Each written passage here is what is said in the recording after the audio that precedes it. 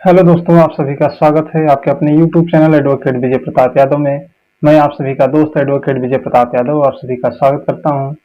आज के इस सेशन में हम लोग एक ऐसी क्रांतिकारी महिला के विषय में बात करने जा रहे हैं जिनका इतिहास में वर्णन बहुत कम मिलता है, जिनके बारे में हमको बहुत कम पढ़ाया गया है, पाठ्य पुस्तिकाओं में जिनका वर्णन नहीं मिलता है। यह देश पुरुष प्रधान देश रहा है। यहाँ पुरुषों की वीरता के विषय में बात की गई है, महिलाओं के विषय में बहुत कम बात की गई है और उसमें भी मुस्लिम महिलाओं के विषय में बहुत कम बात की गई है। आज के सेशन में मैं एक ऐसी मुस्लिम महिला के विषय में बात करूंगा जो स्वयं अकेले ही नहीं इस स्वतंत्रता आंदोलन में कूदी थी, बल्कि अपने बच्चों को भी उसमें शामिल किया था और उनके बच्चों ने भी काफी नाम कमाया, इस भारत की आजादी में काफी सहयोग भी दिया।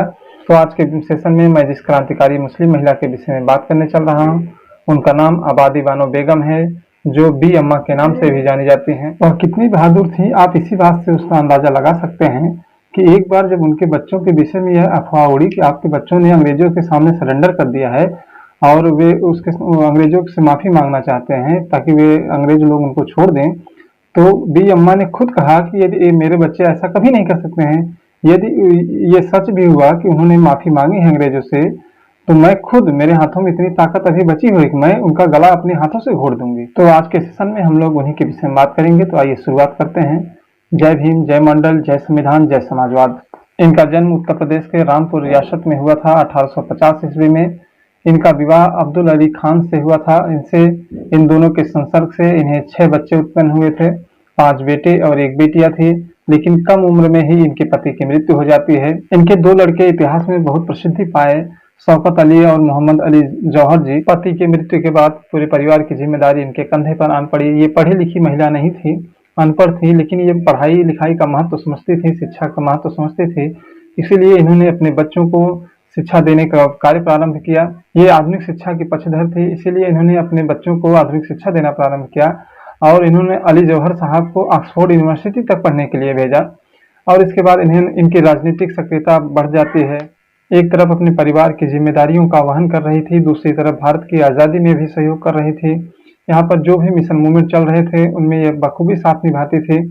1917 में अंग्रेजों ने एनी बेसेंट के 2 लड़कों को गिरफ्तार कर लिया। इनको छुड़ाने के लिए एनी बेसेंट ने एक आंदोलन किया। इस आंदोलन में बी अम्मा ने भी बढ़ चढ़ के सहयोग दिया और इसके बाद भारत में 1919 का समय आता है, खिलाफत आंदोलन का दौर आता है। अंग्रेजों ने प्रथम विश्व युद्ध के बाद तुर्की को कई भागों में बांट दिया था और वहां का जो खलीफा था उस पद को समाप्त कर दिया था। उसको लेकर के पूरे विश्व के मुसलमान इकट्ठा हुए और अंग्रेजों का उन्होंने बहिष्कार किया। उसी चीज को लेकर के भारत में भी इनके दोनों लड़के मौलाना शौकत अली और मौलाना मोहम्मद अली जौहर ने भी इसके खिलाफ प्रयास करना शुरू कर दिया और उन्होंने खिलाफत कमेटी का गठन किया।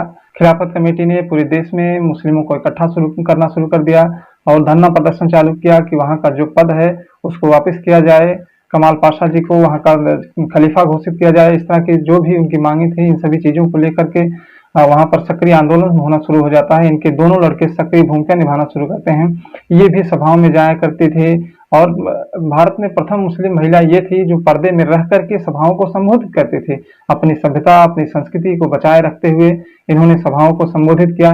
भारत में उसमें जो भी मिशन मूवमेंट चल रहे थे, हर मिशन मूवमेंट में अपना सहयोग देती थी। आबादी बानो बेगम जब तक जिंदा रही देश की सेवा करती रही, अपने बच्चों के माध्यम से, स्वयं के माध्यम से।